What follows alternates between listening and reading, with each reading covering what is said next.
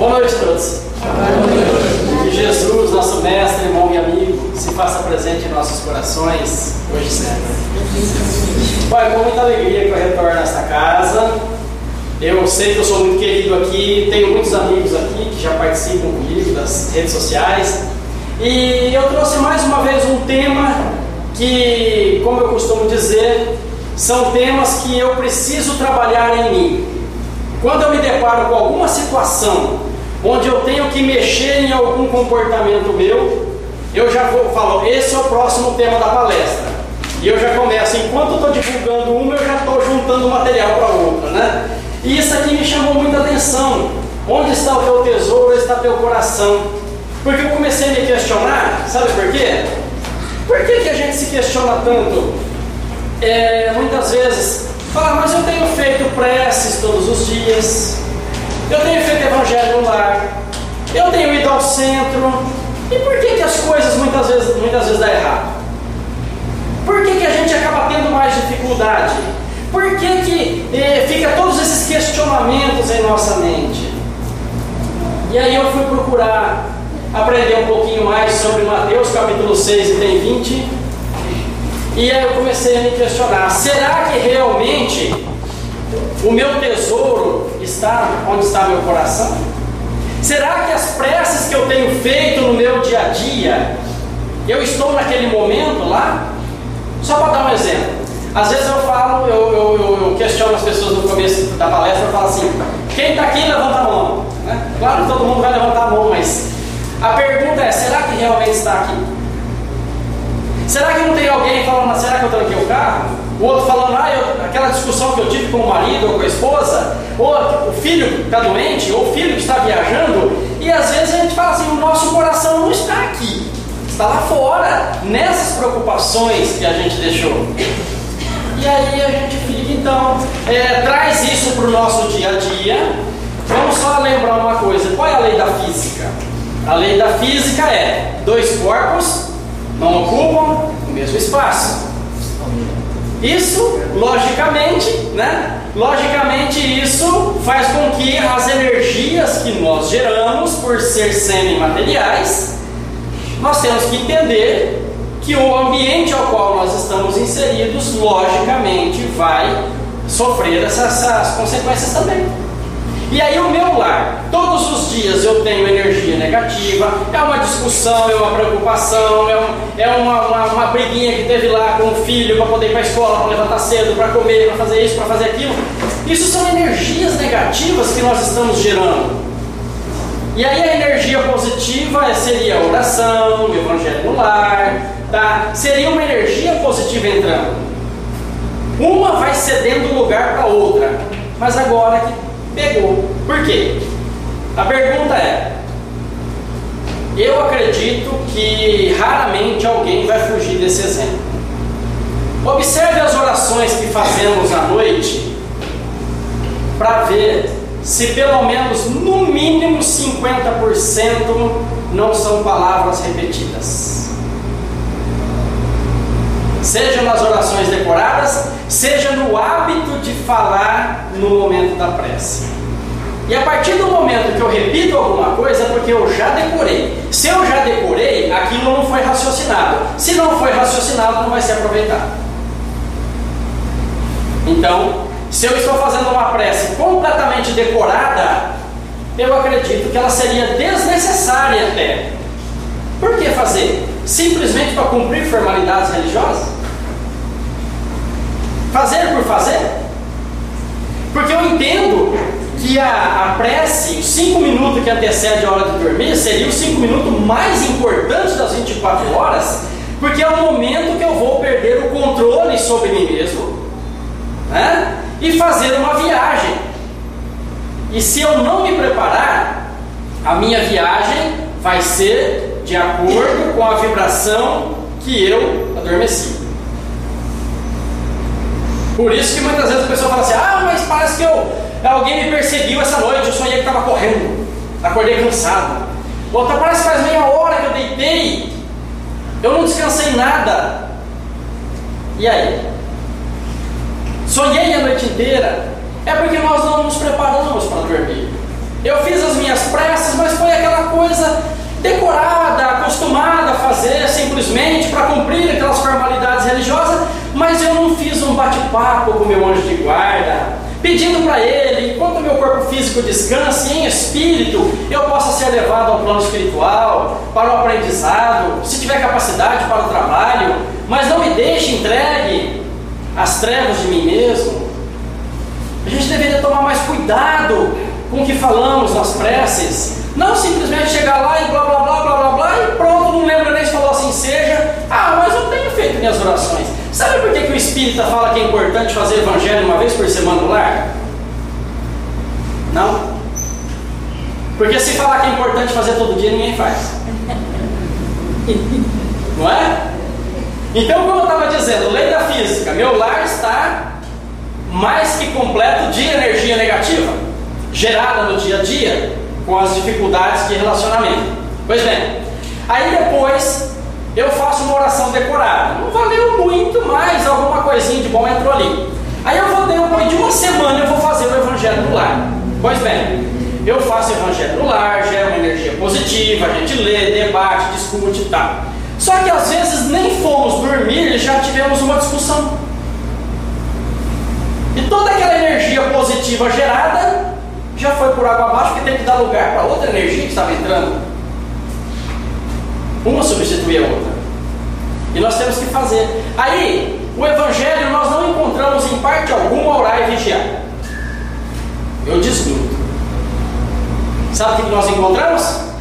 Vigiar e orar. Pode observar. Por quê? Porque se eu vigiasse os meus pensamentos, eu não precisava fazer tanta prece para melhorar o ambiente do meu lar. Porque eu não ia deixar os pensamentos negativos adentrarem lá dentro. Agora, se eu não estou vigiando, eu tenho que orar muito. Por isso que é mais importante vigiar do que orar. Orar é importante para gerar aquele momento bom. Mas se eu vigiar os meus pensamentos, eu não precisaria tanta oração para poder compensar as energias deletérias que entrou dentro do meu lar. Então todos esses questionamentos veio na minha mente a partir do momento em que eu comecei a me preocupar com isso aqui. Agora, sem culpa, porque Paulo de Tarso, que não foi um dos 12, mas pode se considerar um dos maiores apóstolos do Cristo, ele não deu conta lá, ó. Ele diz assim: porque não faço todo o bem que quero, mas o mal que não quero, esse eu faço. Então por que eu vou me sentir culpado? Eu tenho que tentar fazer diferente. Porque enquanto eu estou focado na culpa, eu não estou focado na reparação daquilo. Então, sem culpa, nós precisamos abolir a culpa.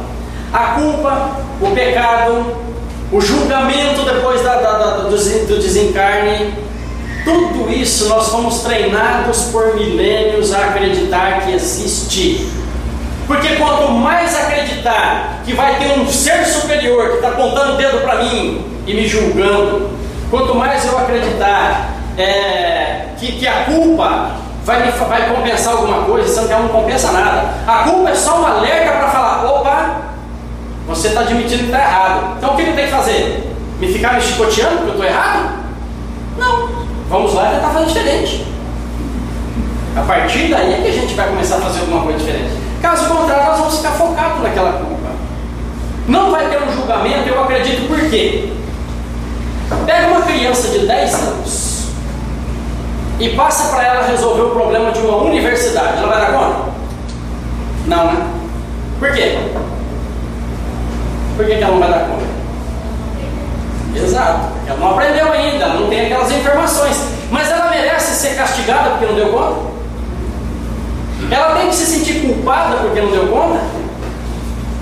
Não, né? E quem são essas crianças? Senão nós mesmos. Nós somos essa criança espiritual que ainda não aprendemos a fazer a coisa direito. Porque quando eu tiver consciência de que o que eu planto, quem vai ter que colher sou eu. Eu não colherei pelos meus filhos não colherão por mim. Eu vou ter que colher o que eu plantei. Então, quando eu tiver consciência disso, eu vou tomar muito cuidado com o que eu estou plantando. Eu não vou ficar semeando qualquer coisa. Então, e como que eu posso ser castigado por uma coisa que eu ainda não aprendi? É como uma criança que ainda não aprendeu. Então nós somos crianças espirituais aprendendo ainda a lidar conosco mesmo para assumir a própria responsabilidade pelos nossos atos. Por isso que nós não temos que alimentar a culpa. Errou, ótimo, tenta fazer diferente a próxima vez. Tem coragem, vai lá e pede desculpa. Então veja bem, só para lembrar mais uma vez, como eu sempre digo, tudo que eu preparei é aquilo que eu tenho que ouvir. Vocês vão se encaixar num exemplo ou outro que eu estiver dando aqui, tá bom? Eu sei que tem gente que já superou isso, tem gente que já não se encaixa na maioria desses exemplos aqui. Eu preparei por quê? Porque eu tenho o privilégio de, somando esses dias, falar em 95 casas espíritas da região. Então, automaticamente, o que vai acontecer? A mesma palestra eu devo fazer ela aproximadamente 60 a 70 vezes. Tem um ditado que diz: água mole em pedra dura, quem sabe um dia fura, né? E é comigo que eu estou falando isso. Eu vou ver se eu consigo furar isso aqui, porque não é porque nós somos oradores que nós somos melhor que ninguém, não. Pelo contrário, somos mais endividados, né, Jorge? Somos mais endividados. Pela palavra, um dia nós desviamos as pessoas do bom caminho, e pela palavra nós temos que se trazer de volta. Só isso. Simples assim. Então é isso que nós vamos ver agora. Eu trouxe aqui um pequeno desenho para falar sobre o bem e o mal. Não que o bem e o mal exista, porque o que é bom para um é ruim para outro e vice-versa. Só que eu trouxe aqui para saber que tipo de vibração nós estamos tendo naquele momento para poder atrair aquelas vibrações. Porque o que eu penso, eu falo. O que eu falo, eu vibro. E o que eu vibro, eu atraio para mim. Então, que tipo de qualidade de pensamento eu estou tendo? Vamos ver agora. Se eu tiver com pensamento positivo, né, do lado do bem, olha lá, pensamento positivo, sentimento de caridade, perdão. Aliás, esse perdão não é para com o outro, tá? Vamos deixar bem claro, é perdão para conosco mesmo. Isso não é egoísmo. Não é egoísmo. Porque enquanto eu não aprender a me perdoar, eu não vou perdoar o outro. Enquanto eu não aprender a me aceitar, eu não vou aceitar o outro. Enquanto eu não aprender a respeitar os meus limites, eu não vou respeitar o limite do outro. Vamos só lembrar de Jesus quando ele disse, aliás, não chamou de hipócrita. Falou: primeiro tira a trave do teu olho, depois vai tirar o cisco do outro teu irmão. Não foi isso que ele quis dizer? Se não será cego conduzindo o cego, ambos cairão no precipício. Então o que adianta a gente ficar apontando o erro do outro se carregamos o erro em nós? O que adianta eu estar tentando perdoar o outro se eu não consigo perdoar nem a mim mesmo? Não é uma hipocrisia isso? Literalmente é uma hipocrisia. Então, quando eu aprender a gostar de mim, me aceitar como sou, respeitar os meus limites, aprender a gostar do que faço, claro que eu vou aprender a gostar do outro, respeitar os limites dele. Quando eu entender que eu não sou dono da verdade absoluta, eu vou entender que quando o outro errar, eu posso até não cometer o mesmo erro que ele, mas eu cometo outros diferentes. Então eu vou ser, pelo menos, indulgente com o erro do outro. Eu vou aceitar um pouco mais o outro como ele é, ao invés de tentar ficar apontando o dedo para ele. Já paramos para pensar sobre isso? Quanta coisa tem que ser mudada? Né? Isso se eu ficar nesse lado positivo. E se eu ficar do lado negativo? Pensamento negativo, sentimento de revolta, de vingança, indignação, inaceitação com as coisas que acontecem à nossa volta, eu vou estar traindo. Vocês já assistiram um desenho animado, quando tem, de um lado tem um anjinho, do outro lado tem um diabinho? E aí o anjinho fala: você tem que perdoar. Aí o diabinho fala: não tem que perdoar coisa nenhuma não, ele fez por maldade, você está fazendo justiça devolvendo para ele isso aí. E a gente olha para um lado, olha para o outro. O problema é que sempre o diabinho ganha, né? Na maioria das vezes o diabinho acaba ganhando, porque a gente acaba tomando decisões precipitadas. E aí, infelizmente, acaba deixando passar a oportunidade. Aqui, ó, olha o anjinho diabinho aqui, ó. Que lado que eu estou? Que tipo de pensamento eu tenho? Porque, olha, eu tenho poder de escolha. Eu tenho poder de escolha. Aonde está o teu tesouro, ele está no teu coração. Aonde é que está meu coração? Como tem sido o nosso assunto no dia a dia? Como eu tenho encarado as crises financeiras dos outros, a minha também, as críticas governamentais, os problemas que acontecem à nossa volta? Tem pessoas que discutem até coisa ruim, vocês já observaram? A pessoa fala, hoje eu não estou bem não, estou com uma dor na perna aqui, o outro, você não sabe nada, e eu estou com dor nas duas pernas, nos dois braços. A pessoa disputa até coisa ruim com o outro, não é? Então a gente tem que parar, vamos focar o nosso pensamento. Olha, você está com dor na perna, procurou ajuda já foi ver onde é que está o problema, né? Mas vamos lá, a gente vai ter que tentar mexer. Vamos sempre dar uma palavra positiva para quem está trazendo alguma coisa negativa. É a lei de causa e efeito. De que lado eu estou? Eu estou com raiva, tiro uma bola contra a parede, fatalmente ela vai voltar na minha cabeça com mais força. Vamos só dar alguns exemplos sobre onde está o teu tesouro e está teu coração. Vamos lá. Onde está o tesouro dessa criatura? Do alcoólatra, né? Você pega e ele está lá. Ele está pensando, suponhamos que tem alguém aqui. Aí ele está aqui. E amanhã, vamos dar um exemplo, suponhamos que amanhã seja feriado. Então hoje vai ter uma festinha, um pouco mais tarde. Se está aqui, ele fala assim, nossa, o pessoal já deve estar chegando uma hora dessa, já está abrindo aquela gelada, e eu estou aqui, será que esse cara vai falar muito tempo? Será que ele vai demorar? O pensamento dele não está aqui dentro, está lá fora. Não está aqui. E outra, essa criatura fica indignada se você vai numa festa, toma um copinho ou dois para participar da conversa, e já fala, não, é meu limite, já parei, fala, eu não acredito que você já parou. Que é isso? Porque ele não consegue parar, ele vai numa festa até que ele não vê a última garrafa aberta lá, não dá jeito, e se puder sair na madrugada para buscar mais, ainda vai, se tiver algum serviço aberto. Porque não dá conta de controlar, não tem controle sobre si mesmo. Esse aqui é outro que passa pelo mesmo problema. O comerciante, ele pega e fala, eu preciso ir para a praia para relaxar um pouco. Ele chega lá e vê um salão fechado na beira do mar lá e fala, eu não acredito, como é que os caras perdem? Olha que lanchonete dá para montar aqui, espalhar umas cadeiras nessa calçada. Ele já começa a fazer plano porque ele não se desliga daquilo que ele está acostumado. Porque onde está o tesouro, está o coração. Não adianta. Outro aqui também, o torcedor. Hoje é quarta-feira, suponhamos que o jogo foi antecipado para as 8h30, daqui a pouquinho, né? E é o time dele que vai jogar, tá? Até aí ele já está mais ou menos em pânico, mas se escutar um grito de gol, essa criatura entra em pânico, ele vai tentar conectar o celular aqui dentro para perguntar para o amigo de quem que é o gol, né? Isso se não tiver vontade de sair correndo aqui para ir lá, porque onde está o tesouro está o coração, olha lá. A pessoa vaidosa, às vezes encontra um amigo, faz tempo que não vê, está na cidade, caminhando, e aí o amigo começa a abrir o coração, e ele é em praça pública, vai andando os dois, contando os problemas, passa em frente a uma vitrine e já vai virando pescoço, né? Já esqueceu o assunto do coitado, já vai lá e fala, pô, eu vou me livrar dessa criatura até na espiga para voltar a perguntar o preço, né? Porque onde está o tesouro, está o coração. Cada um de nós aqui, o nosso tesouro está em algum lugar diferente do outro, pode ter certeza, tá? A mesma coisa com esse, o Plutão lá, o comilão, ele chega numa festa e não fala nem boa noite, o que vai ter para comer? Né? Então é isso, nós precisamos parar e pensar, onde está o meu tesouro quando eu faço a minha prece? Será que eu estou prestando atenção no que eu estou falando? Onde está o meu tesouro quando eu faço evangelho? Onde está o meu tesouro quando eu estou na casa espírita?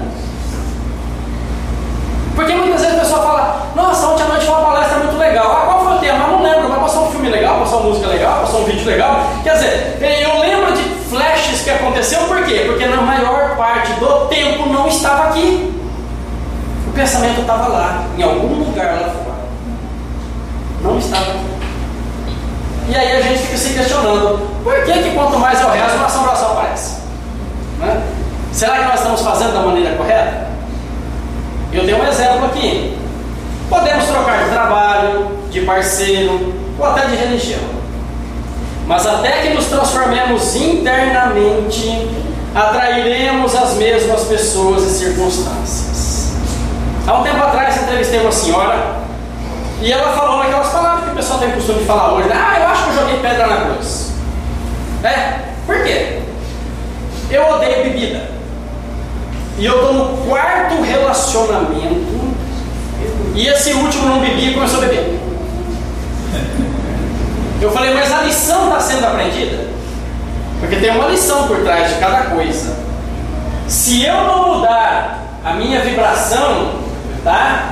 Eu vou continuar atraindo as mesmas pessoas e circunstâncias. Tem uma frase que diz: a vida nos convocará infinitas vezes à transformação desses modelos mentais. Então a vida está me convocando a fazer diferente todos os dias. Por quê? Porque eu estou fazendo sempre a mesma coisa e estou obtendo o mesmo resultado.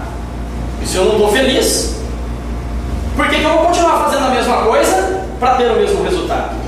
Vamos lembrar do Chico Xavier. Ele tem uma frase assim: quer que aconteça algo diferente na sua vida? Faça algo diferente. Simples assim. E aí a gente continua sempre fazendo a mesma coisa, esperando que alguma coisa mude. Isso não vai acontecer. Nós vamos ter que pensar ou repensar. Nós ouvimos sempre isso, né?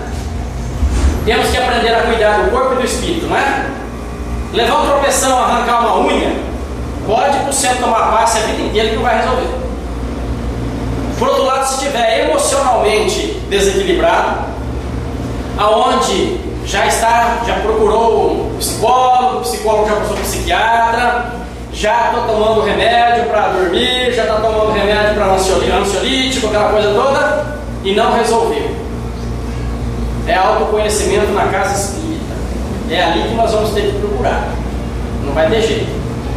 Até que nos transformemos por dentro, internamente, continuaremos atraindo coisas e pessoas, mesmas circunstâncias. Então, cuidar do corpo e do espírito. O que seria cuidar do corpo? A vaidade, diversão, conforto. Está errado isso? Não. Desde que não fuja da normalidade. O dia tem 24 horas. 8 horas para dormir, 8 horas para trabalho, 8 horas com família. O que fugir muito disso é desequilíbrio. Tá? Claro que a sociedade acaba forçando uma hora extra, alguma coisa ali e tal, mas isso não é todo dia, não é sempre. Agora, se eu estiver trabalhando muito mais do que o normal para poder alimentar isso aqui, aí está errado. A vaidade não está errada. Chico Xavier perguntou para Emmanuel, né? Você não acha que a vaidade, eu usar peruca? E Emmanuel, como era muito delicado com ele, né? Muito simpático, falou: não está errado não, ninguém é obrigado a ficar olhando para tua cara feia não. Ele é muito delicado com ele. Então não está errado, desde que não fuja da normalidade. A diversão, nós temos que ter momentos de diversão, nós temos responsabilidades no trabalho, com família, na casa espírita, nós temos que ter um momento de diversão. Conforto, está errado? Claro que não. Só que cuidar do corpo é isso. E cuidar do espírito?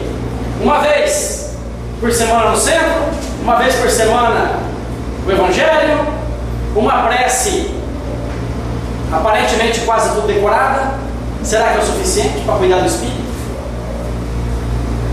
Vamos refletir. Lembra que eu preparei tudo isso para mim, tá? Mas eu reparto com vocês. Pode ser questionado também. Eu acho que aqui a gente tem que começar por aqui, ó. Primeira coisa que nós temos que fazer é tirar o Cristo da cruz. Urgente. Urgente, vamos tirar o Cristo dessa cruz, porque não tem cabimento ficarmos lá, mas coitadinho, que o Cristo se sacrificou. Gente, coitadinho de nós. Nós não temos noção da grandeza do Cristo. Não temos noção. Só para dar um pequeno exemplo básico, nós estamos aproximadamente, de acordo com a espiritualidade, aproximadamente no reino hominal há 40 mil anos. Parece muito, mas guarda esse número, 40 mil. Há mais de 5 bilhões de anos atrás, que esse planeta estava sendo criado, Jesus já era quem é. Deus chamou e falou: filho, vem cá, ajuda a acabar de criar o planeta e vai ser o governador dele. Só para ter uma ideia de quem é Jesus, para a gente falar: ai, coitadinho, quanta dor que ele sentiu. A gente tem que parar e pensar. Vamos calcular o tamanho do Cristo, que a gente não tem noção. Cristo está a bilhões de quilômetros da Terra. Só que Ele está a uma oração de distância, desde que ela seja feita com o coração, com desprendimento, com alegria, com gratidão, com aceitação das coisas, ele está numa oração de distância, porque a sua vibração abrange o planeta todo. Ele sente o que sentimos. Então nós temos que parar. Esse aqui foi um grande exemplo do que aconteceu. Um doutor da lei da época se travestiu de pessoa simples e se misturou no meio da multidão para testar Jesus. Chegando lá, ele ergueu a mão e falou: mestre, o senhor não acha que os romanos estão exagerando na cobrança de impostos? Nós estamos sofrendo com tudo isso, o senhor acha que é certo, né? Olha só a sacada do doutor da lei, né? E aí o doutor, por quê? Qual é a intenção dele? Se Jesus falasse, tá certo cobrar imposto, o pessoal fala: vamos embora daqui, o homem está junto com os romanos, vou ficar fazendo o que aqui? E se ele falar: não, está errado cobrar tantos impostos, os soldados já estavam lá para prendê-lo. Mas Jesus é Jesus, né? O que ele fez? Ele falou: o senhor tem uma moeda no bolso? Ele falou: tem sim, senhor. De quem que é a face estampada na moeda? Ele falou: é de César. Ele falou: então, meu amigo, dai a César o que é de César, mas dai a Deus o que é de Deus. Está aqui, ó. Nós estamos dando a César o que é de César aqui, ó, não está errado. Só que nós estamos vacilando um pouquinho na hora de dar a Deus o que é de Deus. Porque no momento tão complicado que o planeta Terra está passando, ao invés de nós nos reunirmos para poder fazer, vamos fazer uma vibração para a nossa cidade, para o nosso estado, para o nosso país, que está passando por tantos problemas, nós nos reunimos para entrar no esquema da maioria. Entrar no esquema da maioria. Onde está o nosso tesouro nesse momento? Adivinha onde está o nosso coração? Então está ali. E a gente vai fazer o quê? O primeiro passo para que a gente mude alguma coisa seria trabalhar o materialismo em nós. Ele fala muito alto. Essa foto que eu vou colocar aqui, esse cara, ele viveu 450 anos antes de Cristo. Olha o que ele já pensava. O filósofo Sócrates costumava passear pelo centro comercial de Atenas.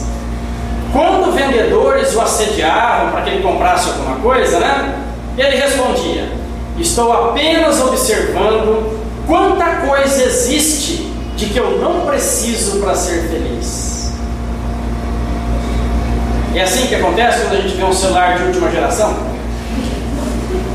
né? Que pega tudo, né? Pega até gripe, daqui a dia o celular vai estar espirrando. Faz tudo hoje em dia, né? E aí o celular, notebook, a TV, ele lançou uma televisão enorme que eu quero uma daquela para mim, eu já começo a ficar doente, já começo a dar febre já, porque eu quero uma TV daquela. Aí a criatura vai lá, endivida, faz não sei quantas parcelas, compra, tá? E o que acontece com isso? Daí 2 ou 3 meses lança um modelo novo com o mesmo preço, eu já quero jogar na parede, porque eu vou ter mais quantos meses para pagar aquilo? Porque nós estamos em busca de preencher o vazio interior com bens materiais. A gente acha que ganhando muito dinheiro e comprando tudo que quer, nós vamos ser felizes.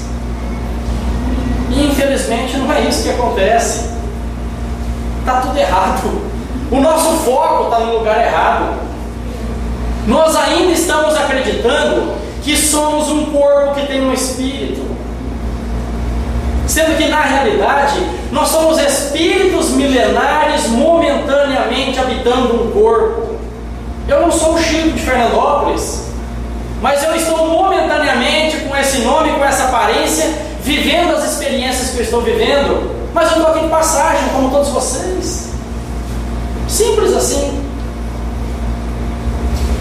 Mas a gente acha que a felicidade está naquela loja que tem tudo que eu quero. Ai, se eu tivesse dinheiro para comprar tudo aquilo, eu ia encher a casa de tranqueira e daqui a um dia eu estava jogando fora porque não cabia mais, não tinha espaço nem para mim andar.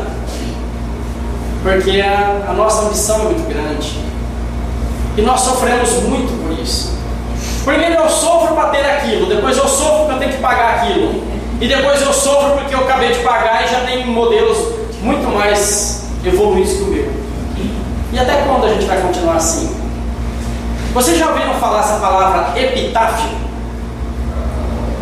Epitáfio no Brasil quase não tem isso, é muito usado nos Estados Unidos. Epitáfio é o nome que se dá àquela frase que nós escrevemos nas lápides, nos túmulos. Então tem pessoal, olha, aqui jaz, aqui dorme o meu pai, que realizou alguns sonhos, mas desejava realizar outros sonhos. Aqui descansa em paz uma pessoa muito querida, tal. São frases que nós gostaríamos de ter dito em vida. É a história da nossa vida. Quanto arrependimento. Quem daqui, se pudesse voltar atrás, não faria muita coisa diferente? Porque nós simplesmente passamos pela vida. Estávamos focados ou no passado, por que eu não fiz isso, por que eu não fiz aquilo? Ou focado no futuro, eu preciso fazer isso, preciso fazer aquilo. E eu estou deixando o agora fugir de mim. E aí a gente simplesmente passa pela vida e acaba se arrependendo de muita coisa que fez ou que deixou de fazer. É o que diz o Chico Xavier aqui, ó. Viver é sempre dizer aos outros o quanto eles são importantes, porque um dia eles se vão e ficamos com a nítida impressão que não amamos o suficiente. Não é isso que acontece dia 2 de novembro nos cemitérios?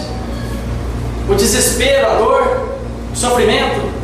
Por que eu não tive um pouco mais de paciência? Por que eu não aceitei um pouco mais essa pessoa como ela era? Por que eu não respeitei mais os limites dessa pessoa? Por que eu exigi tanto? Por que eu não abracei mais? Por que eu não aceitei mais as pessoas como elas são? São questionamentos que nós fazemos e sofremos depois por isso. E nós vamos começar quando? Não é agora? Não é agora que a gente deveria começar tudo isso? Falar para as pessoas, dizer a elas o quanto elas são importantes. Eu tenho essa dificuldade, eu admito. Quando eu vi isso aí, eu falei, é para mim mesmo. Eu tenho essa dificuldade. Esses dias eu falei assim, eu vou pegar a família, eu vou sair, e eu preciso falar mais para os meus filhos que eles são importantes. São filhos maravilhosos. Eu tenho um de 25, um de 19 e uma de 11, né? Uma menina de 11. Então eu falo, aí dentro do carro eu fui ensaiando, e eu ensaiava, e eu falava, será que eu falo agora, será que eu falo depois? Porque eu tenho essa barreira, eu tive essa dificuldade.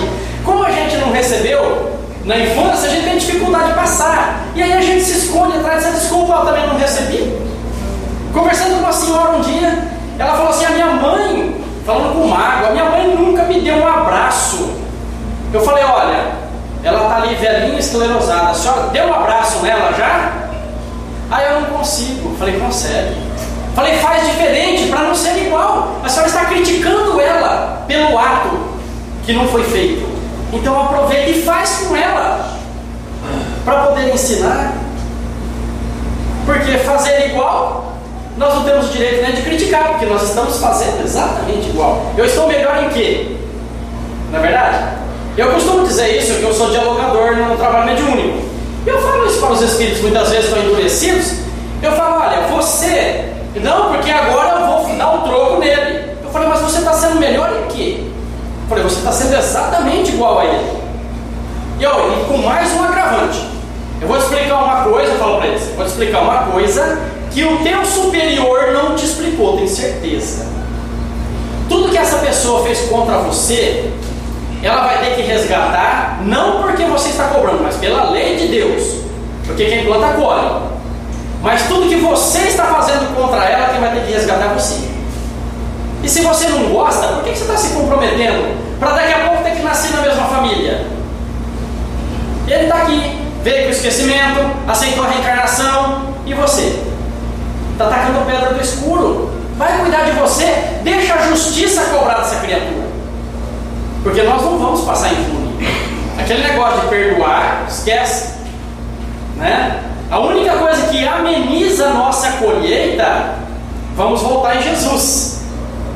O amor cobre uma multidão de pecados.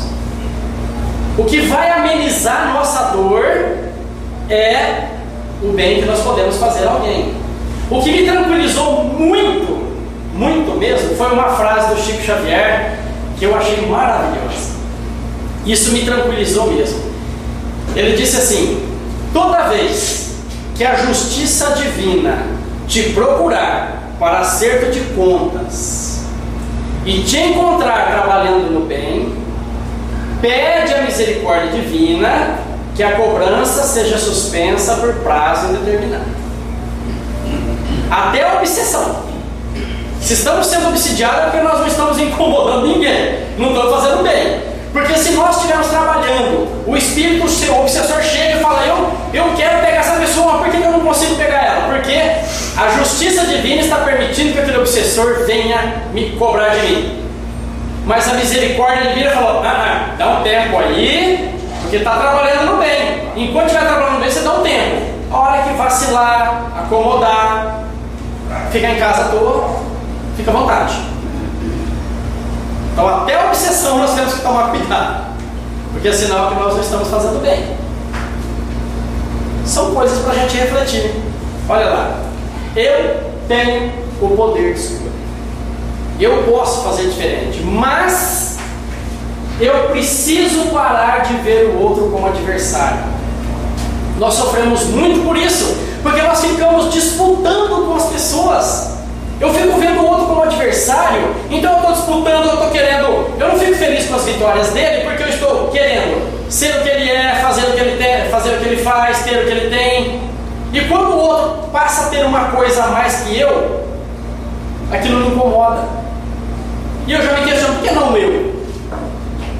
Por que não eu? Ah, mas o vizinho tirou um carro zero e ele ganha menos que eu. Eu também tenho direito. Pronto. Eu vou lá e me individo como ele se endividou, só para poder achar que eu tenho o mesmo direito, ao invés de eu compartilhar, falar, olha que legal, né? Fico feliz por você, que bom, você merece, você trabalhou, você conquistou. Mas isso eu só vou falar, sabe quando? Quando eu estiver feliz comigo mesmo, feliz com o que eu tenho, feliz com o que eu faço, feliz com o que eu sou. Aí eu vou conseguir ficar feliz com o que o outro tem, feliz com o que o outro faz, feliz com o que ele é. Caso contrário, eu vou estar vendo o outro como adversário e vou estar disputando. E vou estar sofrendo com isso. O dia que eu estava preparando essa palestra, foi interessante que o mentor deixou muito claro para mim. Eu quase não ouço, não falo, não vejo. Eu sou igual aqueles 3 macacos, né? Não vejo, não falo, não escuto. Mas aquele dia eu ouvi perfeitamente. Ele disse assim: as 5 palavras que eu vou te passar é para você. Você pode até compartilhar, mas são para você. Tá bom? Deixou bem claro. Então eu estou deixando bem claro para mim. As 2 primeiras palavras: preciso colaborar. As outras 3: que posso fazer? Se isso permanecer latente na minha mente, e eu erguer a minha cabeça no meio da rua quando estiver andando, eu vou lá, preciso colaborar, o que eu posso fazer? Eu vou enxergar pessoas carregando sacolas pesadas que eu poderia estar ajudando, pessoas com dificuldade de abrir a porta de um carro, pessoas com dificuldade de atravessar uma rua. Eu vou enxergar um monte de gente que poderia, pessoas que estão chorando. Ah, mas eu não conheço. E daí? Chega pertinho dela, ela está lá limpando as lágrimas, chega pertinho, encosta lá, fala assim: eu posso ajudar? Está acontecendo alguma coisa? Experimenta. Aquela pessoa pode até não abrir o coração porque não te conhece, mas ela vai sair daí aliviada, porque ela falou: alguém sentiu a minha dor, alguém praticou a empatia de se colocar no meu lugar para sentir o que eu sinto. Mas eu preciso levantar a minha cabeça e tirar aquela frase da minha cabeça. Tem uma frase que fica latente na nossa cabeça, né? Tem um ditado que diz assim: chato é aquele que quando a gente pergunta como vai, ele explica. Não é? Ele está lá no meio da rua: e aí, como é que você está? Tudo bem? Ah, eu não estou muito bem. Não, estou passando por problema. A gente já olha no relógio e fala: ai meu Deus, por que eu fui perguntar? E aquele coitado abrindo o coração em praça pública, e a gente com aquela pressa de ir embora para fazer não sei o quê. Que loucura que a gente vive nos dias de hoje. Se nós não temos tempo para nós, como nós vamos encontrar tempo para o outro? A gente não tem tempo para fazer uma prece, ler uma pequena mensagem que ganhamos no Centro Espírita.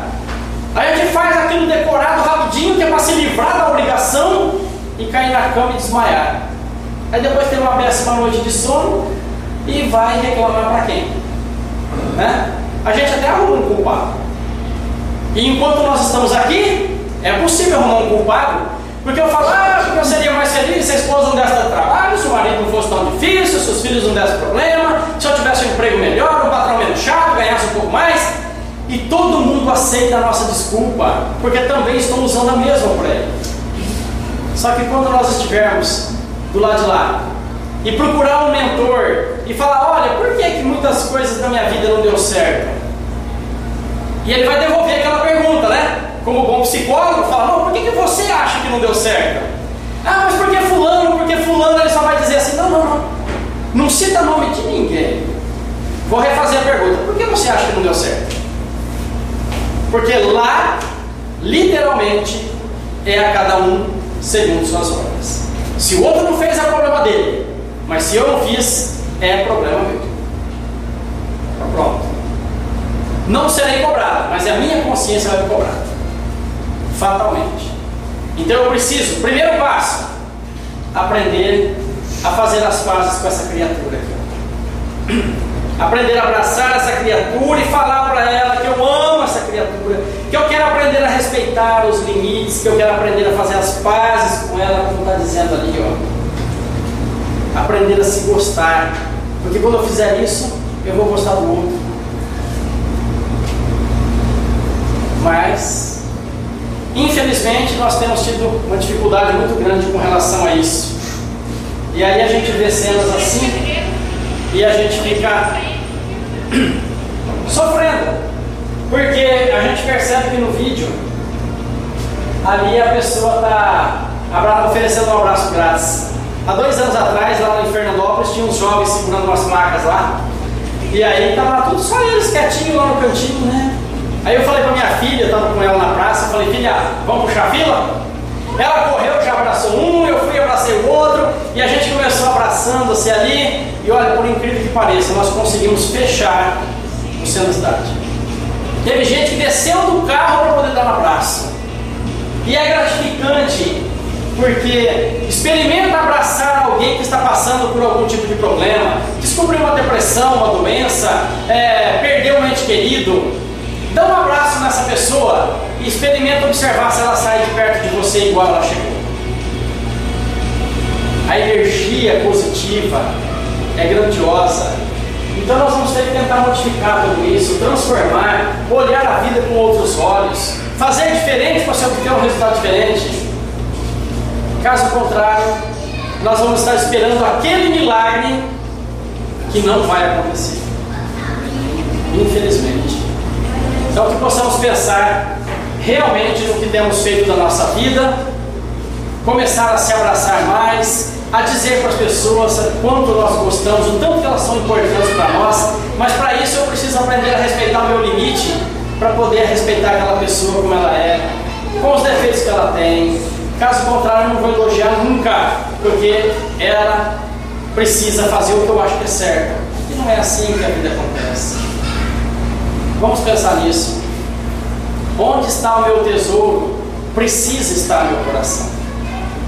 Mas para isso, o meu tesouro também precisa estar num lugar seguro, num lugar bom, num lugar que a gente possa desarmar o nosso coração, jogar as pedras para poder aceitar as outras pessoas. Que Jesus nos abençoe.